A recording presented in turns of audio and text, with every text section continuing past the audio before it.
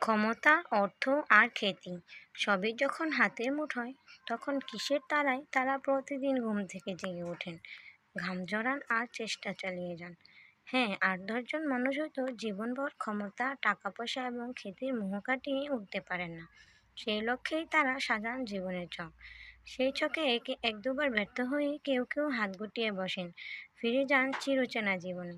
কিন্তু সবচেয়ে সফল মানুষগুলোকে জিজ্ঞেস করে পাওয়া যায় একেবারে ভিন্ন চিত্র। ক্ষমতা, অর্থ আর খ্যাতি যাদের হাতে এসেছে, তারা সেখানেই থেমে থাকেননি। জীবনের অর্থ এবং সার্থকতা খুঁজেছেন আরও গভীরে। এমনই একজন হলেন মাইকেল জর্ডান, ব্যর্থতায় যার অনুপ্রেরণা। মাইকেল জর্ডানকে সর্বকালের সর্বশ্রেষ্ঠ বাস্কেটবল খেলোয়াড় হিসেবে ধরা হয়। তার কাছ থেকে জানা যায় ব্যর্থতাকেই অনুপ্রেরণার উৎস হিসেবে ধরেই এত দূর আসতে পেরেছেন তিনি। জর্ডানের ভাষায়, ব্যর্থতার মুখোমুখি হওয়ার পর সেটা আমাকে আরও কঠোর পরিশ্রম করতে বাধ্য করে।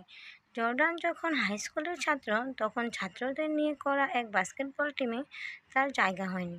বিষয়টি যখন তার চোখে পড়ে, সেটাকে ভালোভাবে নেননি তিনি। বাড়ি ফিরে দরজা লাগিয়ে কাঁদতে থাকেন। হতাশায় অশ্রুসিক্ত হয়ে কখন যে ঘুমিয়ে পড়েন তার মনে নেই। জর্ডান চাইলেই তখনই নিরাশ হয়ে হাল ছেড়ে দিতে পারতেন, কিন্তু তার বদলে তিনি কোমর বেঁধে কাজে লেগে পড়লেন। ঘন্টার পর ঘন্টা বাস্কেটবল টিমে কাটাতে লাগলেন। জর্ডানের মুখে শোনা যায়, ব্যর্থতা আমি মেনে নিতে পারি, কারণ সবাই কিছু না কিছুতে ব্যর্থ হয়ই, কিন্তু চেষ্টা না করে বসে থাকাটা আমি মানতে পারি। তো বন্ধুরা, ভিডিওটি কেমন লাগলো অবশ্যই কমেন্টে জানাবেন।